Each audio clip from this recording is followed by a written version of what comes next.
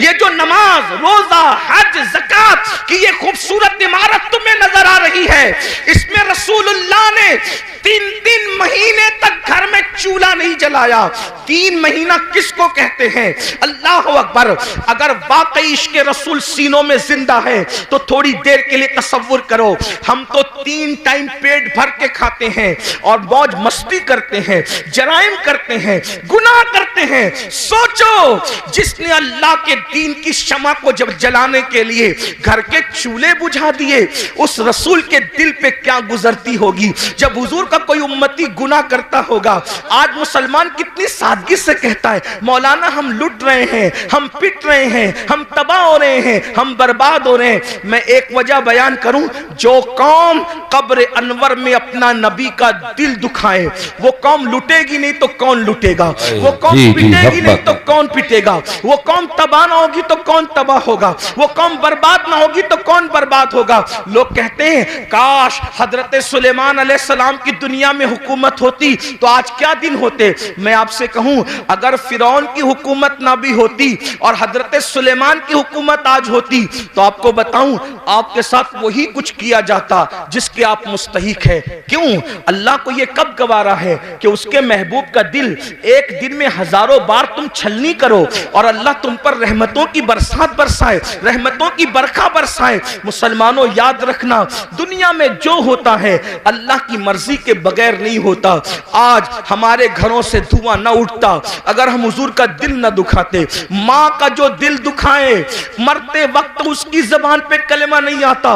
माँ का जो दिल दुखाए वो दुनिया में जलील होता है। जब माँ का दिल दुखाने वाले का अंजाम ये है तो रसूलुल्लाह का दिल जो कब्र अनवर में दुखाते हैं, अपने आप में डूब कर सोचो एक दिन में कितनी मर्तबा मेरे नबी का दिल दुखाते हो।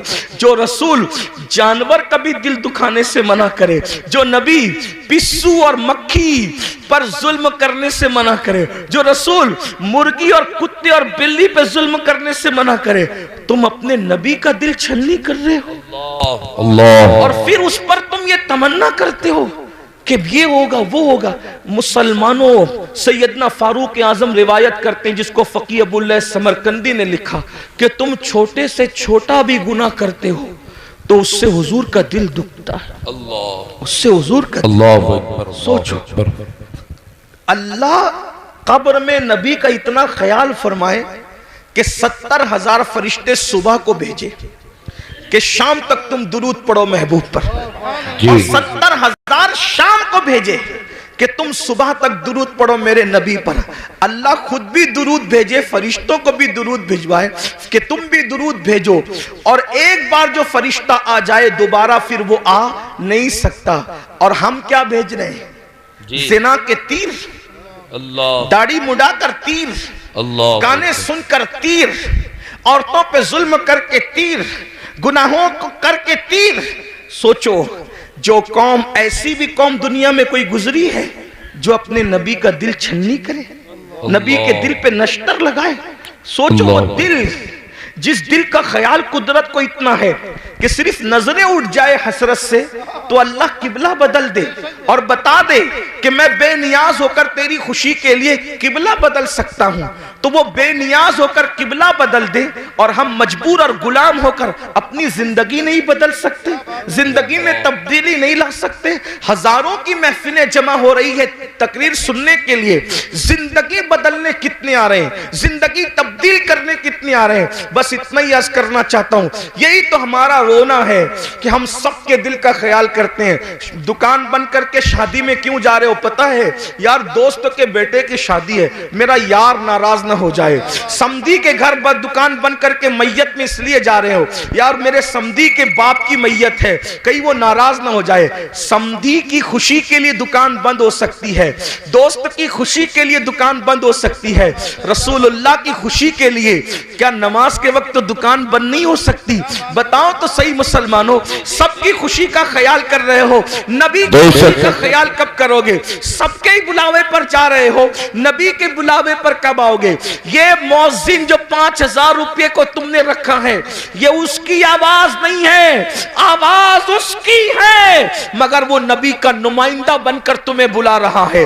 हय्या अलस सलाह, आओ नमाज के लिए। उस आवाज को मामूली मत समझना, इसलिए कि वो रसूलुल्लाह का मुकर्रर करदा नुमाइंदा है जो 5 वक्त बुला रहा है। वरना अजान का मकसद तो सिर्फ इतना ही है, हय्या अलस सलाह, बस हय्या अलस सलाह के अलावा अजान का मकसद क्या है? मगर अजान शुरू कहां से होती है? अल्लाहु अकबर, अल्लाहु अकबर, यानी नमाज के लिए बुलाने वाला शुरू कर रहा है। मुझे जिसने खड़ा किया है, जिसका मैं नुमाइंदा बन करके तुम्हें बुला रहा हूं, वो कोई मामूली हस्ती नहीं। अल्लाहु अकबर, अल्लाहु अकबर, अल्लाह सबसे बड़ा है, अल्लाह सबसे बड़ा है। ज़हन में सवाल आता है, जब अल्लाह सबसे बड़ा है तो वो है कैसा?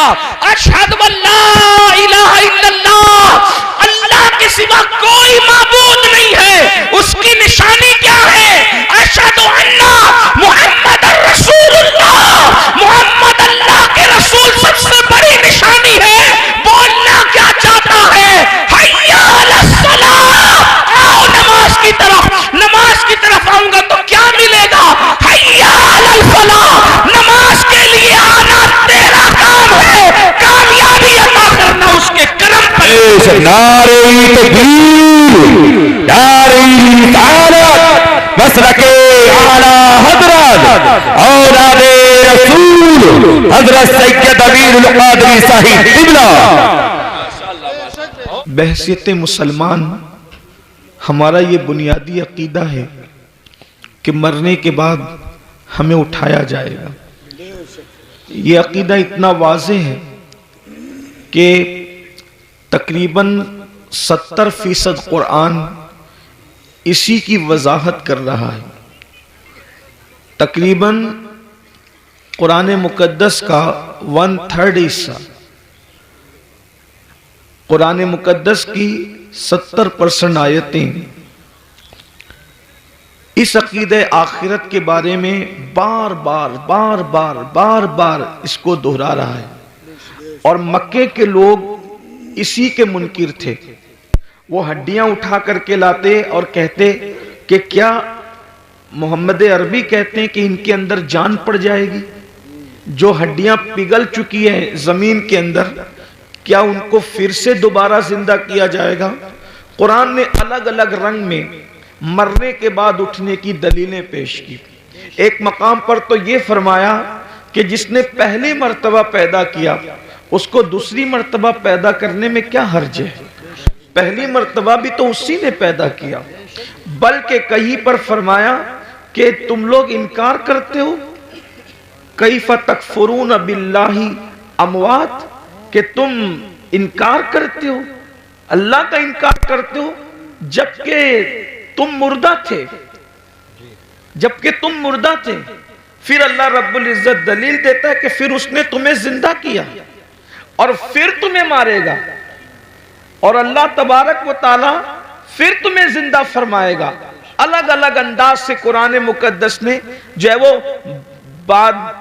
बासे बादल मौत के अकीदे को बहुत वजाहत के साथ बयान फरमाया। और ये हमारा बुनियादी अकीदा है। जैसे अल्लाह का इनकार करने वाला मुसलमान नहीं रह जाता, वैसे मरने के बाद उठाए जाने का इनकार करने वाला भी मुसलमान नहीं रह जाता। ये अकीदा आखिरत इतना जरूरी है, और कहीं ना कहीं इस अकीदे को हम अपने दिलो दिमाग के अंदर अमली तौर पर मध्यम कर रहे हैं या उसको भूलते जा रहे हैं। पूरी दुनिया के अंदर आप जायजा ले लें कि जितने भी जराइम हैं, जितने भी गुनाह हैं, सबका जो बुनियादी तौर पर उसकी वजह अगर नजर आएगी तो ये कि इंसान मरने के बाद उठाए जाने का जो बुनियादी अकीदा है उसको भूलता जा रहा है, उसको फरामोश करता जा रहा है।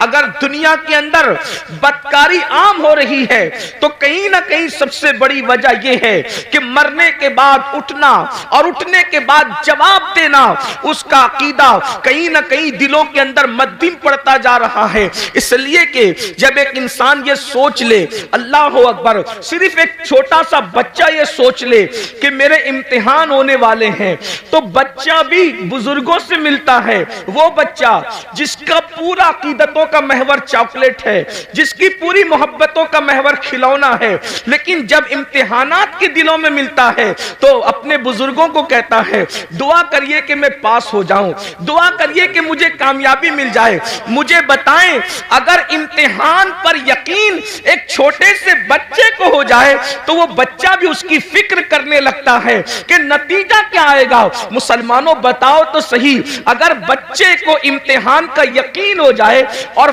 फेल होने और पास होने के फवायद और नुकसानात पता चल जाए तो वो बच्चा पूरी ताकत झोंक देता है कि मैं किसी तरह से इम्तिहान में कामयाब हो जाऊं। छोटे बच्चे इम्तिहान के दिनों में खेलना कूदना छोड़ देते हैं, रातों को स्टडी करने लगते हैं, रात जगना शुरू कर देते हैं। अल्लाह अकबर, क्या हम अपने बच्चों से भी गैर गुजरे हो गए?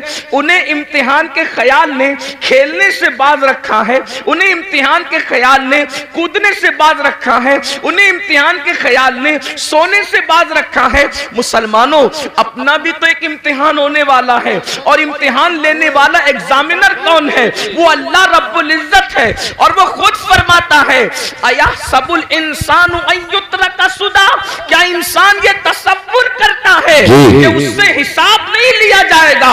नहीं नहीं, बल्कि इंसान तुझसे हिसाब लिया जाएगा। अल्लाह अकबर, अंदाजा फरमाए, और हिसाब कौन लेगा? अल्लाह तबारक व तआला, दुनिया का एग्जामिनर। अल्लाह अकबर, रिश्वत ले करके इंसान को छोड़ सकता है, दुनिया का एग्जामिनर दबाव में आकर के कुछ नंबरात बढ़ा सकता है, लेकिन वो एग्जामिनर तो ऐसा है, अल्लाह अकबर, उसकी शान बेनियाजी का अंदाजा करो। अब जरा तवज्जो फरमाना, उसकी शान बेनियाजी का अंदाजा करो। वो कैसा इम्तिहान लेने वाला है, वो कैसा सवाल पूछने वाला है, वो कैसा हिसाब लेने वाला है। अल्लाह अकबर, कि अगर मासूम शजरे ममनुआ को हाथ में ले ले तो वो उस मासूम से अपनी गैरत की बुनियाद पर उसके कपड़े भी वापस ले लेता है, उसको जन्नत से भी निकाल देता है। और अल्लाह अकबर, फिर वो मासूम 200 साल तक के दुआएं करता है, पुकारता है। तो शान बेनियाजी का आलम यह है कि उसको 200 साल तक जवाब भी नहीं दिया जाता।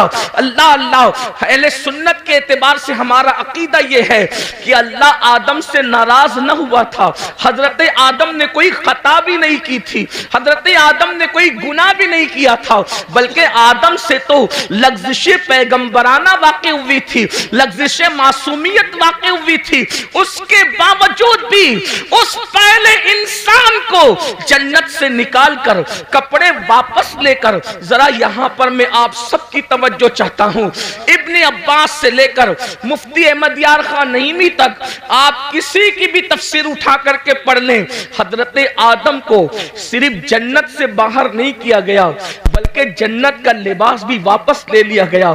थोड़ी देर जरा तवज्जो करें, जिसको मस्जिद मलाइका बनाया जाता है, जिसको अपने हाथों से तख्लीक किया जाता है, जिसकी तख्लीक अपने हाथों से की जाती है, जब गैरत पर आते हैं और शान बेनियाजी का इजहार करते हैं तो कपड़े तक वापस ले लेते हैं, ताकि आगाह हो जाओ, हमारे रहीम और करीम होने पर धोखा मत खाना, हमारी गैरत का भी अंदाजा कर लो। जब मासूम मस्जिद मलाइका बनाने के बाद जन्नत से बाहर जा रहे हैं, और सिर्फ जन्नत ही से नहीं जा रहे हैं बल्कि कपड़े भी वापस दिए जा रहे हैं, तो बताओ तुम्हारी हैसियत क्या है, तुम्हारा क्या अंजाम होगा, तुम कहां रहोगे? और फिर कोई खता भी नहीं है, कोई गुनाह भी नहीं है, लग़्ज़िश पैगंबराना है, उस पर जब गैरत का इजहार ये है। अब मुझे बताओ मेरे भाइयों, जो लोग जिना करते हैं और जिना के बाद वो इस खुशफहमी में मुब्तला है कि नहीं मौलाना, अल्लाह करीम है, अल्लाह रहीम है, वो हमें जन्नत ही में दाखिल फरमाएगा। कोई लड़कों के साथ बदकारियां करते हैं और फिर ये तसव्वुर करते हैं कि मौलाना अल्लाह तो बख्शने वाला है, वो रहीम व करीम है। जो लोग सूद के धंधे करके हराम लुक्मा अपने पेट में डालते हैं, फिर भी उनका ख्याल ये है कि अल्लाह रहीम व करीम है, वो हमें बख्श देगा। तो वो ये लोग ये सब चीजें नहीं देखते क्या कि अल्लाह रब्बुल इज्जत ने पहला इंसान जो तमाम नबियों का बाबा है, जो तमाम वलियों का बाबा है, जो तमाम सहाबा का बाबा है, यानी सारे इंसानों के जो बाप हैं, उनके साथ इजहार गैरत करके हमें मुतनब्बे फरमाया, हमें तंबीह फरमाई कि हमारी शान बेनियाजी का अंदाजा करो। वही अल्लाह हमसे हिसाब लेगा, रब तबारक व तआला हिसाब लेगा। अब बताओ मुसलमानों, हमने हिसाब की क्या तैयारी की है? अच्छा पर्चा भी आउट कर अल्लाह हमसे क्या पूछेगा, क्या क्या पूछेगा? तो कुरान कहता है फमन यामल मिस्काला ज़र्रतिन खैरन यरा वमन यामल मिस्काला ज़र्रतिन शर्रन यरा। एक जर्रा बराबर नेकी की होगी, अल्लाह तुमसे वो भी पूछेगा। जर्रा बराबर जुर्म किया होगा, अल्लाह तुमसे वो भी पूछेगा। आइए, मुझे बहुत पूछने पर बहुत बड़ी बात याद आ गई है, आप सबकी तवज्जो चाहता हूं। बहुत खूबसूरत अंदाज में आप लोग सुन रहे हैं, तो दिल चाहता है कि कुछ खूबसूरत बातें आपके सामने खोली जाए, क्योंकि आप अच्छे से सुन रहे हैं। इसलिए कि जहां मजमा सुनने वाला हो तो दिल चाहता है कि कुछ दिल की बातें कही जाए। यूं तो सुनने के लिए सभी आते हैं, लेकिन आपका बड़ा अच्छा अंदाज है सुनने का। अल्लाह किससे क्या पूछ सकता है, इस बारे में कोई बेनियाज नहीं। वो किसी से भी कुछ भी पूछ सकता, किसी से भी कुछ भी पूछ सकता। इस सिलसिले में एक रिवायत सीरत की तमाम किताबों में लिखी हुई है। अब बहुत ध्यान से सुनना, आने जाने वालों पर ध्यान देने की बजाय अब आप मेरी गुफ्तगू की तरफ ध्यान दें। सीरत की किताबों में सब ने यह वाकया लिखा है। इब्ने इसहाक को भी ले लें और उनके बाद सारे सीरत निगार कमोबेश अल्फाज की कमी ज्यादती के हवाले से, लेकिन वाकया यही है जिसका मफहूम पेश किया जा रहा है। लेकिन मैं जहां से पेश कर रहा हूं आपके सामने, वो इब्ने मुंजरी के हवाले से मैं पेश कर रहा हूं बतौर मफहूम। अब गौर करें, इस रिवायत के रावी है सैयदना सिद्दीक अकबर रदी अल्लाह तआला, अफजलुल बशर बादल अंबिया बितहकीक सैयदना सिद्दीक अकबर रदी अल्लाह तआला। यूं तो सिद्दीक अकबर की से रिवायतें बहुत कम मरवी है, लेकिन सिद्दीक अकबर से जो रिवायतें हैं उन रिवायतों का भी कोई जवाब नहीं। सैयदना सिद्दीक अकबर रदी अल्लाह तआला, एक बात अंदाजा करने, सिद्दीक वो हस्ती है कि जिनके बारे में मौला अली ने बयान किया कि अल्लाह के रसूल ने फरमाया कि अगर सारी जमीन वालों का ईमान एक पल्ले में रखा जाए और तन्हा अबू बकर का ईमान एक पल्ले में रखा जाए, तो सबके ईमान पर अबू बकर का ईमान वजनी हो जाएगा। ये वो हस्ती है जिन्हें सिद्दीक सुभान अल्लाह। और इन ईमान वालों में अबू हुरैरा का भी ईमान है, बिलाल हबशी का भी ईमान है, खालिद इब्ने वलीद का भी ईमान है, गौसे आजम गरीब नवाज का भी ईमान है। अंदाजा फरमाएं, जिसके ईमान की शान ये हो, उसके दिल और सीने की हालत का क्या आलम होगा। वो सिद्दीक अकबर जो सहाबा के इमाम हैं, अफजलुल बशर बादल अंबिया बितहकीक सिद्दीक अकबर रदी अल्लाह तआला अन्हु, जिनके बारे में हुजूर मुहद्दिस आजम के चौचवी रहमतुल्लाह अलैह कहते हैं, मर्तबा हजरत सिद्दीक का ये है सैयद, हर फजीलत के वो जामे हैं नबुव्वत के सिवा। अल्लाह अकबर। आइए वही सिद्दीक अकबर रिवायत कर रहे हैं। अल्लाह अकबर। अल्फाज मेरे हैं, मफहूम बयान कर रहा हूं अपने अल्फाज के जामे में। इब्तिदाई दिन है, मदीने मुनव्वरा में असहाबे रसूल अभी नए नए जो है वो मदीने तैयबा आए हैं। अल्लाह अकबर। हुजरों की तामीर अभी नई नई हुई है, मस्जिद नबवी की तामीर नई नई हुई है। हालात ये हैं कि सैयदना अबू हुरैरा जैसे लोग, अल्लाह अकबर, कभी लुंगी होती है बदन पर, ऊपर का कुर्ता नहीं होता। इन हालात में जिंदगियां गुजार रहे हैं। बिलाल हबशी का हाल ये है कि भूख से जब मजबूर हो जाते हैं तो जमीन पर चित लेट जाते हैं ताकि अपने पेट को आराम पहुंचाएं। अल्लाह अकबर। और खुद रहमते दो आलम सल्लल्लाहु अलैहि वसल्लम जिनके नाम से आपने कॉन्फ्रेंस रखी है, उनके घर का हाल ये है कि 3-3 महीने गुजर जाते हैं तो चूल्हा नहीं जलता। अल्लाह के रसूल अलैहिस्सलाम के घर में 3 महीने, कोई मुबालगा नहीं, ये अल्लाह के रसूल की सबसे प्यारी ज़ौजा उम्मुल मोमिनीन सैयदा आयशा सिद्दीक़ा फरमा रही है। अल्लाह अकबर। आप फरमाती हैं 3-3 महीने हो जाते, चूल्हा नहीं जलता अल्लाह के रसूल के घर में। तो सहाबा ने पूछा, जब हुजूर के घर में चूल्हा नहीं जलता था तो तुम लोग किन चीजों पर इक्तिफा करते थे, क्या खाते थे, कैसे जिंदगी गुजारते थे?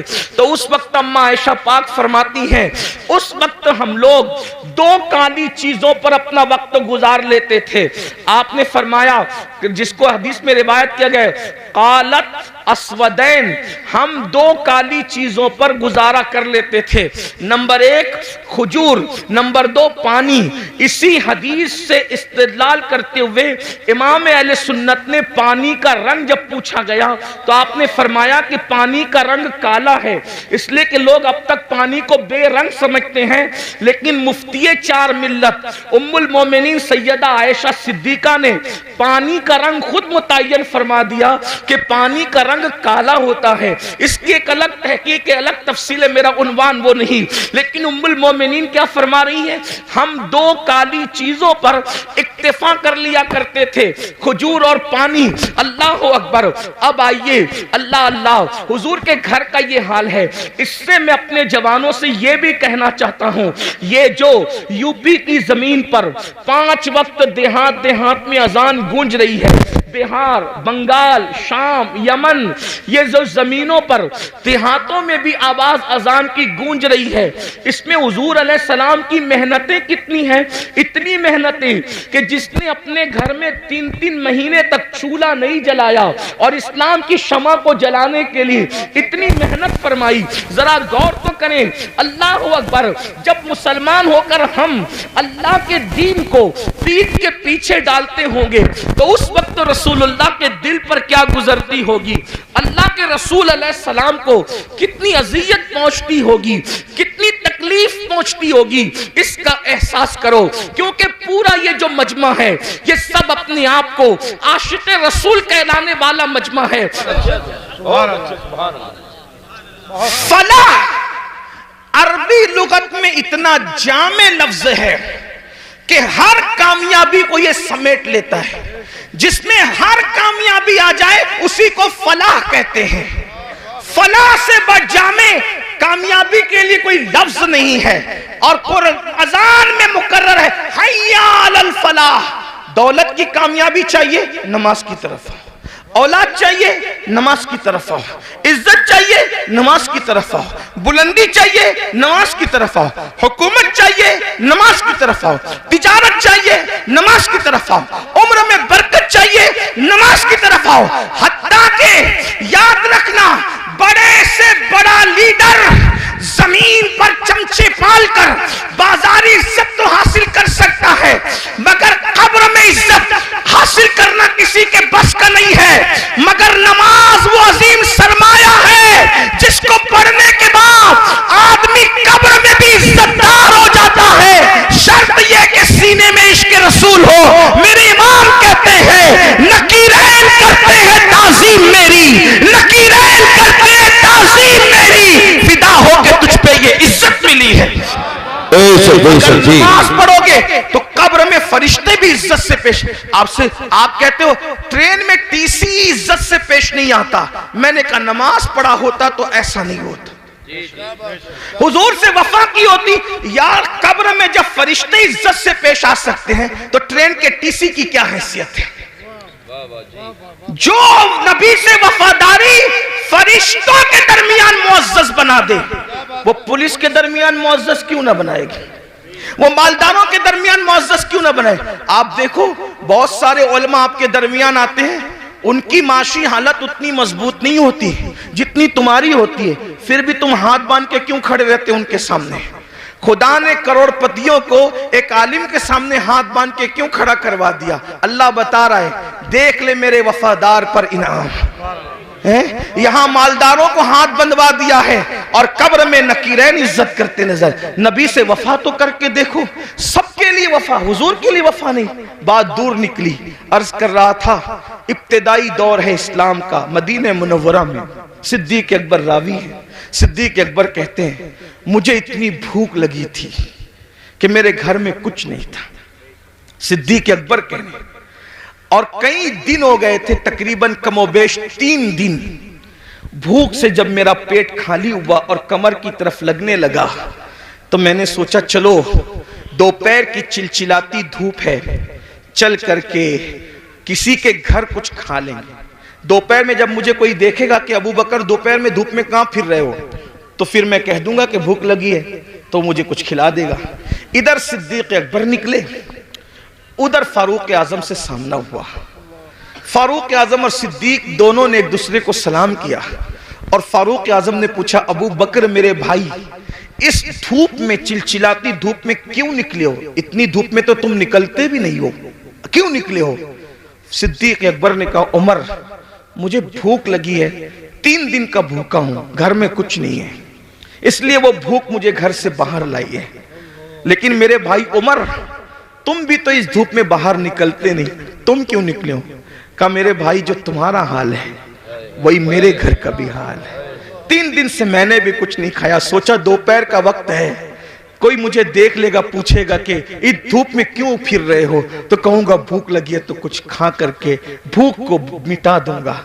अभी दोनों में ये गुफ्तगू हो रही थी कि आमिना के लाल काशान अक़दस से मुकम्मल शान शौकत के साथ बाहर निकले, जिनकी शान मेरे इमाम यूं कहते हैं, आसमां खान, जमी खान, जमाना मेहमान, साहिबे खाना लक़ब किसका है, तेरा तेरा कौन देता है, देने को मुंह चाहिए, देने वाला है सच्चा हमारा नबी। बेशक सरकार को आते देखा, आका ने दोनों को सलाम किया।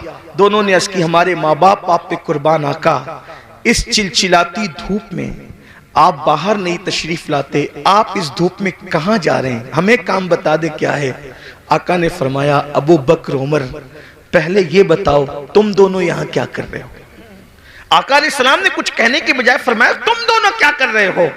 दोनों ने नजर झुका के कहा, कासिम नेमत से या रसूल अल्लाह, 3 दिन से भूखे हैं, घर में कुछ मिला नहीं, बाहर आ गए, भूख बाहर लाई है कि हम कुछ खा ले किसी के यहाँ जाके। लेकिन आका आप क्यों बाहर आए? सरकार ने फरमाया, तुम्हारे घर में 3 दिन से चूल्हा नहीं जला, लेकिन इस वक्त मेरे घर में महीना भर हो गया, महीने भर से मेरे घर में चूल्हा नहीं जला है। मुझे भी भूख की शिद्दत ने बेताब किया, मैंने सोचा किसी के घर जाकर उसको नवाजा जाए और उसके घर जाके कुछ खाया जाए। सहाबा रोने लगे। यहाँ आगे बढ़ने से पहले एक जुमला कहता हूँ, सहाबा पर कुछ कमेंट करने से पहले ये कुर्बानियां भी सोच लिया करो कि क्या कुर्बानियां थी। आज दूसरों के देखा देखी अगर सुन्नी कहलाने वाले भी असहाब की तौहीन करें तो कितनी दुख की बात है। जो लोग मस्जिद का चंदा भी नोट देख कर देते हो हफ्ते में 1 दिन और इमाम को अपना गुलाम समझते हो, वो लोग कमेंट करेंगे उन सहाबा पर जिन्होंने इस तरह की कुर्बानियां दी, भूखे रहकर अल्लाह के दीन की खिदमत की। कभी सोचा, कभी गौर किया? हमसे तो 10 की नोट भी निकलती है तो देख के निकलती है, बल्कि बाज जालिम तो ऐसे हैं जहां नोट कहीं नहीं चलती, वो मस्जिदों में और मदरसों में चंदा देकर लोग चलाते हैं। ये हालात है, हंसने की बात नहीं है, ये बहुत दुख की बात है। और वो लोग किन पे कमेंट कर रहे हैं? जिन्होंने पूरी दौलतें दाव पे लगा, पूरी दौलत कुर्बान कर दी। हत्ता के सिद्दीक बावफा तो वो है जिसने तबूक के मौके पे कुर्ता भी चंदे में दे दिया और टाट पहन लिया, और जब पूछा गया कि कुर्ता क्यों दे दिया चंदे में, कहने लगे हम जंग पे जा रहे हैं और मैं जानता हूं मुसलमानों के पास शहीद को कफन देने के लिए कपड़ा भी नहीं है, अगर कोई मेरा भाई शहीद हो जाएगा तो अबू बकर का कुर्ता कफन के लिए काम आ जाएगा। ये उनके जज्बात थे मुसलमानों। हक जिंदा है तो हक की आवाज भी जिंदा रहेगी। और यही अहले सुन्नत का तुर्रा इम्तियाज है। हम जहां अहले बैत के बेदाम गुलाम हैं, वहीं पर हम सहाबा के भी बेदाम गुलाम हैं। और कुदरत ने हमें दो हाथ इसलिए अता किए हैं कि एक हाथ में असहाब का दामन है और एक हाथ में अहलुल बैत का दामन है। इसीलिए हमारा बेड़ा पार है। हमारे इमाम कहते हैं अहले सुन्नत का है बेड़ा पार, असहाबे हुजूर नज्म है और नाव है इतरत रसूलुल्लाह की। बेशक बेशक बेशक, सुभान अल्लाह सुभान अल्लाह। फारूक को आका ने फरमाया महीने भर से मेरे घर में चूल्हा नहीं जला। और जब निकले वहां से दोनों यार को लेकर एक सहाबी के बाग में पहुंचे। उसी बाग में उनका घर था। वो गए थे, बाग में खजूरें तोड़ रहे थे। उनकी बीवी को इत्तला मिली कि हुजूर आए हैं अपने दोनों यारों के साथ। जल्दी से शौहर को बुलाया। वो हुजूर की इत्तला सुनकर कुछ ताखीर से आए, यानी किस्म किस्म की खजूरें लेकर, ताकि हुजूर की मेज़बानी करें। हुजूर के आगे खजूरें रख दी और आका से अर्ज किया आका थोड़ी देर इंतज़ार करें, मैं भी खाना बनाता हूँ।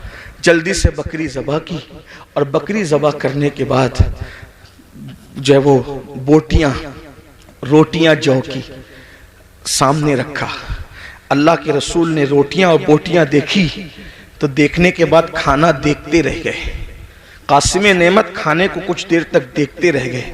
सहाबा ने अर्ज़ किया आका जो है वो शुरू फरमाए, खाने का आगाज फरमाए। तो आका ने उस सहाबी जिसके घर में हुजूर बैठे थे कहा अगर इजाजत दो, हुजूर दुनिया को पैगाम दे रहे हैं, फरमाया अगर इजाजत दो तो इस खाने से कुछ निकालना चाहता हूं। रोटी उठाई जौ की, उस पे कुछ बोटियां रखी और बोटियां रखकर आंख में आंसू आ गए। फरमाया कि जितने दिन से मैं भूखा हूं उतने ही दिन से मेरी बेटी फातिमतुज़ ज़हरा भी भूखी है।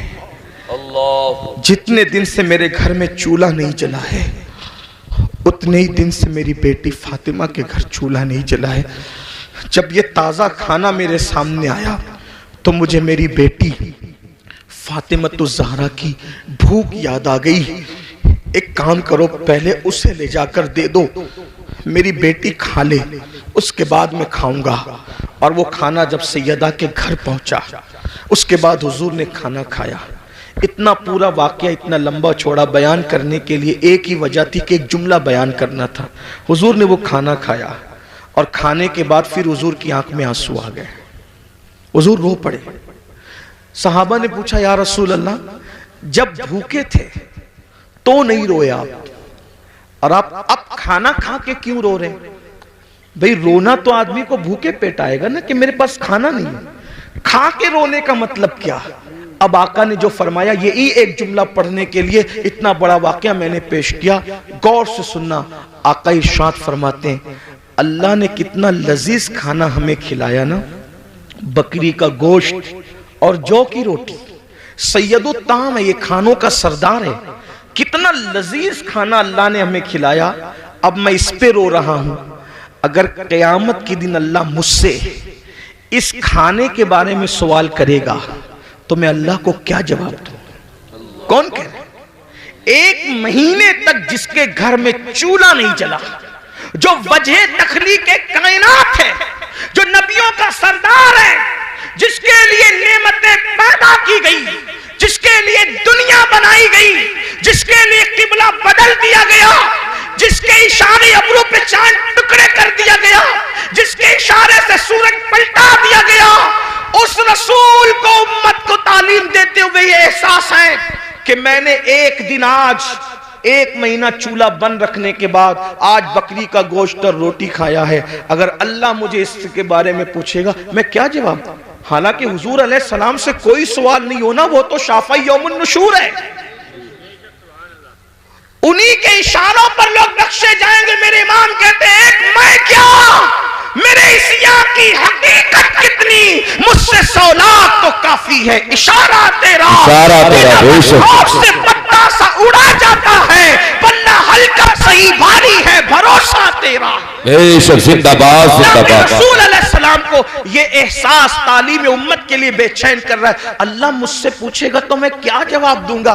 बताओ मेरे भाइयों, एक दिन में 2-2 मरतबा कपड़े बदलते हो, 3-3 मरतबा पेट भर के खाते। मैं मना नहीं कर रहा हूँ, खाने के लिए मना नहीं कर रहा हूँ, कपड़े पहनने के लिए भी मना नहीं कर रहा हूँ, लेकिन इतना जरूर कहना चाहता हूँ, जिस खाने के रंग में डूबकर रज़्ज़ाक़ को भूल गए हो, जिन कपड़ों के गुरूर में अल्लाह को भूल गए हो, वो हमसे पूछेगा और वो हमसे सवाल करेगा। कभी सोचा एक हफ्ते का हिसाब अगर अपना पीर ले ले तो हम हफ्ते भर का हिसाब पीर को नहीं दे सकते। जब अल्लाह पूरी जिंदगी का हिसाब हमसे लेगा तो अल्लाह को क्या जवाब देंगे? जो कुछ कर रहे हो फरिश्ते लिख रहे हैं, जो कुछ बोल रहे हो फरिश्ते लिख रहे हैं, और ये सारा नामे अमाल जमा हो रहा है, और ये सारा नामे अमाल क़यामत के दिन हमारे हाथ में दिया जाएगा और अल्लाह फरमाएगा इक़रा किताबक, पढ़ अपना नामे अमाल। जो लोग रातों को जिना की फिल्में देखते हैं, थोड़ी देर के लिए वो तसव्वुर करें कि अल्लाह का सामना होगा जैसा कि उसकी शान है। ये पढ़ सकोगे कि मैंने फलां तारीख को फलां रात 3 घंटे तक जिना की फिल्म देखी थी खुदा के सामने? वो तो आमने सामने से पाक है, लेकिन सिर्फ उसकी जैसी शान है, खुदा का सामना है। ये पढ़ सकोगे कि मैंने लड़कों के साथ बदफेलियां की थी? सोचो, तवज्जो करो। हदीस पाक तो यह है, लड़कों के साथ बदफेली करने वाला कहीं भी मरे। अल्लाह ने कुछ फरिश्ते ऐसे पैदा किए जिनकी चोंच है परिंदों की तरह, कहीं भी मरता है उसको उठाते हैं और उठाकर वहां ले जाकर फेंक देते हैं जहां कौमे लूत पर अजाब आया था।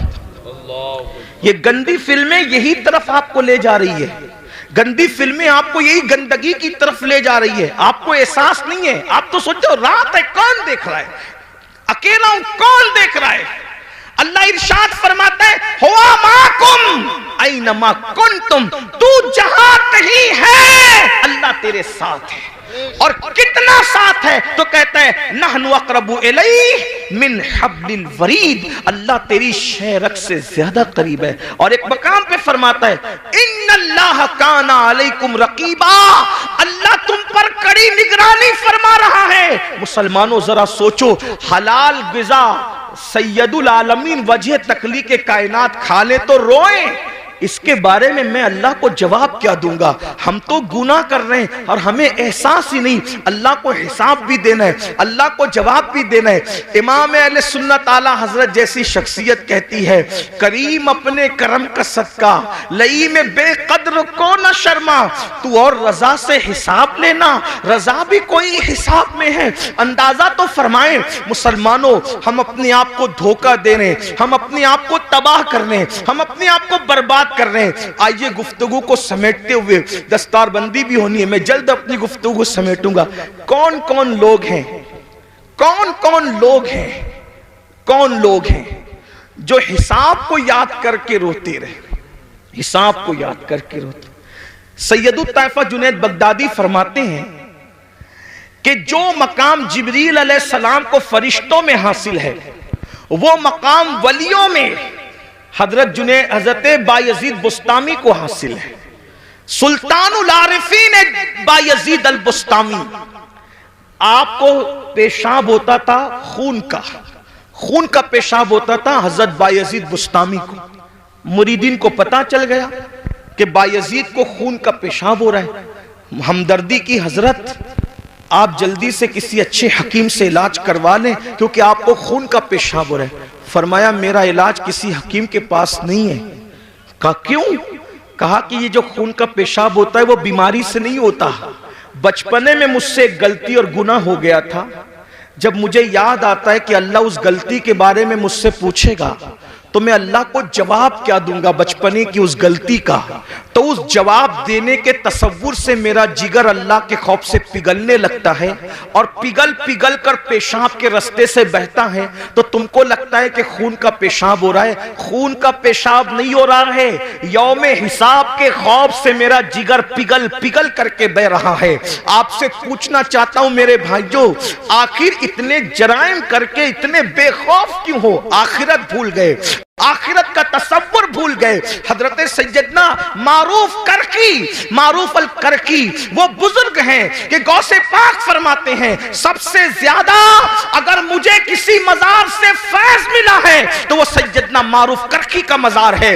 गौसे पाक जिसके मजार पे जाकर चिल्ला करे वो मारूफ करकी कैसे बुजुर्ग होंगे। गौस पाक कहते हैं अगर कोई हाजत पेश आए तो मारूफ करकी के वसीले से जो दुआ की जाती है अल्लाह ताला उस दुआ को कबूल फरमाता है। ये मारूफ करकी हैं। फरमाते हैं 40 साल हो गए मैंने आसमान की तरफ कभी नजर नहीं उठाई। 40 साल से। लोगों ने पूछा क्यों, तो फरमाया एक गुनाह हो गया था। जब वो गुनाह याद आता है तो सोचता हूं कि अल्लाह को जवाब क्या दूंगा। उसी शर्म से मैं 40 साल से आसमान की तरफ नहीं देख रहा हूं। अब मारूफ करके जिसके वसीले से गौस पाक दुआ करते हैं उनका गुनाह क्या था वो भी सुन ले ताकि आप गलत फहमी का शिकार न रहे। फरमाते लोगों ने पूछा हजरत वो गुनाह क्या हो गया था आपसे। कोई तो गुनाह, भाई हम आज गुनाह की बात करें तो लोग अपने पे कयास करते हैं ना कि मैंने जो जो किया उसमें से कुछ हुआ होगा, तो जरा वो गुनाह भी सुन ले कि वो गुनाह क्या था। फरमाते मैं कपड़े का व्यापारी हूं, कपड़े बेचता हूं। मार्केट में मेरी दुकान थी। एक दिन मार्केट में आग लग गई। रात को आग लगी, सुबह को मैं पहुंचा तो मेरे पड़ोसियों का सबका माल जल गया था। मेरी दुकान सही सलामत थी। खुशी में मैंने कहा अल्हम्दुलिल्लाह। बस इसी गुनाह पर मैं परेशान हूं। अपनी दुकान बचने पर मैंने खुशी में अल्लाह का शुक्र अदा किया। इसी गुनाह पर मैं 40 साल से आसमान की तरफ कहा हजरत ये भी कोई गुनाह है। फरमाया क्या तुझे नहीं पता मोमिन जो अपने लिए पसंद करता है वही अपने मोमिन भाई के लिए पसंद करता है। तो दूसरे की दुकान जलने का मुझे दुख क्यों नहीं हुआ। सुभान अल्लाह। दूसरे की दुकान जलने का मुझे दुख क्यों नहीं हुआ, अपनी दुकान बचने की खुशी क्यों हो गई। मैं सोचता हूं कि अगर अल्लाह इसके बारे में मुझसे पूछेगा तो मैं अल्लाह को क्या जवाब दूं। आखिरी बात सुनने एंड पर, चूंकि ये मदरसे का जलसा, दस्तारबंदी का जलसा। आलिम की तारीफ क्या है। आलिम कौन? वो आलिम जिसको देखकर रसूलुल्लाह को देखने का फैज मिलता है, जिससे मुसाफा करके हुजूर को देखने से हुजूर से मुसाफा करने का फैज मिलता है, जिनके चेहरे को देखना इबादत, जिनके लिए चूंटियां बिलों में दुआ करती है, जिनके लिए मछलियां दरियाओं में दुआ करती है। ये कौन आलिम लोग हैं? किसी बड़े से बड़े मदरसे से पढ़ लें, आलिम नहीं बनता। कब तक? कुरान कहता है इन्नमा यख्शल्लाह मिन इबादिहिल उलमा। अल्लाह के बंदों में अल्लाह से डरने वाले उलमा हैं। यानी जब तक उसके दिल में अल्लाह का सच्चा खौफ और खशियत पैदा नहीं होगा, वो पढ़ा लिखा तो हो सकता है मगर वो आलिम नहीं होगा। आलिम होने के लिए दिल में अल्लाह का खौफ होना जरूरी, और जो जितना बड़ा आलिम होगा वो उतना ज्यादा अल्लाह से डरने वाला होगा, उसके दिल में उतना अल्लाह का खौफ होगा। अब आइए वो जो मेरे नौनिहाल आज दस्तारबंदी पाएंगे उनको भी एक पैगाम और आपको भी। अपने जमाने के वो बड़े आलिम जिनको दुनिया इमामुल अइम्मा, सिराजुल उम्मा, काशिफुल गुम्मा, नौमान बिन साबित यानी इमाम आजम अबू हनीफा के नाम से हम जानते हैं, करोड़ों हनफियों का इमाम। और हनफियों में भी कौन? अब्दुल्ला इब्ने मुबारक का इमाम। अब्दुल्ला इब्ने मुबारक कौन? इमाम बुखारी के दादा उस्ताद।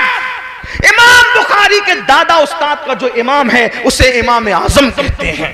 कौन इमाम आजम? दाता अली हुजवेरी का इमाम। कौन इमाम आजम? गरीब नवाज का इमाम। गरीब नवाज जिसके मुकल्लिद है वो इमाम आजम। महबूब इलाही जिसके मुकल्लिद है वो इमाम आजम। साबिर कलियर जिसके मुकल्लिद है वो इमाम आजम।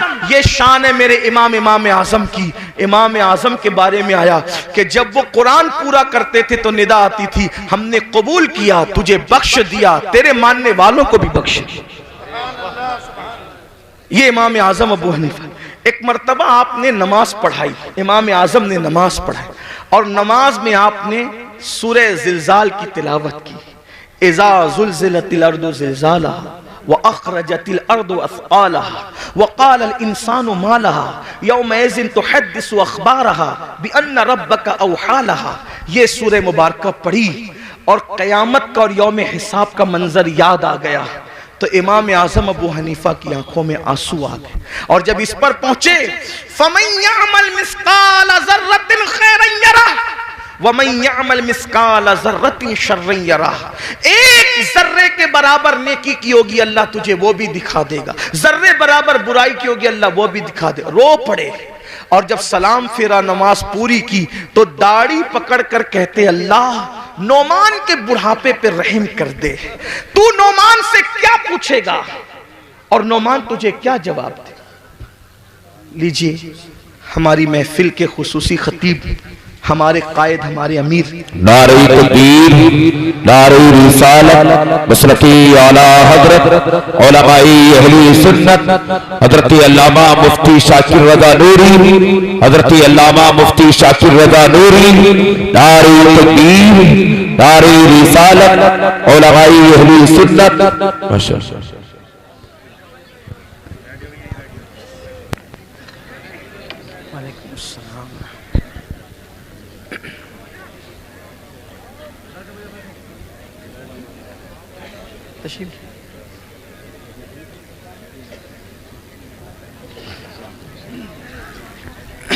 बैठ जाएं, दुरूद शरीफ पढ़ने। रब्बि सल्लि वसल्लिम दाइमन अबदा अला हबीबिका खैरुल खल्क़ि कुल्लिहिम सलातु व सलामुन अलैका या जद्दल हसन वल हुसैन। हज़रत तशरीफ़ ले आए। हज़रत का ही खिताब होगा, मैं मुख्तसर अल्फाज में अपनी बात मुकम्मल कर रहा हूँ। तो आइए हम उस खतीब को अब सुनना चाहते हैं जिसकी खिताबत ने इनकलाब पैदा किया दुनिया भर में। चंद अल्फाज में अपनी बात पूरी करता हूँ। जब आपने ये सूरह मुबारका का इख्तिताम पढ़ा, फमन यअमल मिस्काल ज़र्रतिन खैरन यरह वमन यअमल मिस्काल ज़र्रतिन शर्रन यरह, जर्रे बराबर अगर तूने नेकी की होगी अल्लाह तुझे वो भी दिखाएगा, जर्रा बराबर बुराई की होगी अल्लाह तुझे वो भी दिखाएगा। और फिर आप रो पड़े, पूरी नमाज रोते हुए गुजारी। और जब आप नमाज मुकम्मल कर चुके, लोग उठ उठ करके चले गए तो आपने दाढ़ी पकड़ करके कहा, अल्लाह नोमान के बुढ़ापे पे रहम फरमा। तू नोमान से क्या पूछेगा और नोमान तुझे क्या जवाब देगा। इसी तरह रोते रहे। मस्जिद के जो मुअज्जिन थे वो चिराग जब वो बुझाने के लिए, दरवाजा बंद करने के लिए बार बार आते जाते रहे। आपके मोटे मोटे आंसू फर्श पर टपकते और इसी तरह आप रोते रहते। बिल आखिर जब पूरी रात रोने में गुजर गई और उसके बाद सुबह का वक्त आया, फज्र के वक्त का आगाज हो गया, फज्र के वक्त की इब्तिदा हो गई, तो फिर उसके बाद मौज़िन जो आपका शागिर्द भी था, आके लौटने का सवाल ही पैदा नहीं होता। जब उसके पैरों की आहट सुनकर आपने अल्लाह अकबर मुड़ करके देखा तो शागिर्द खड़ा था। उससे फरमाया कि ये बता, क्या मस्जिद बंद करने का वक्त आ गया? तो शागिर्द कहता है, हुजूर मस्जिद बंद करने का नहीं, अब तो मस्जिद के दरवाजे खोलने का वक्त आ गया। सुबह हो गई है, फज्र हो गई है और आप रात भर जो है वो रोते रहे, आंसू बहाते रहे। मैं आता रहा, जाता रहा, आता रहा, जाता रहा। तो इमाम आजम फरमाते हैं, क्या तूने मुझे रोते हुए देख लिया?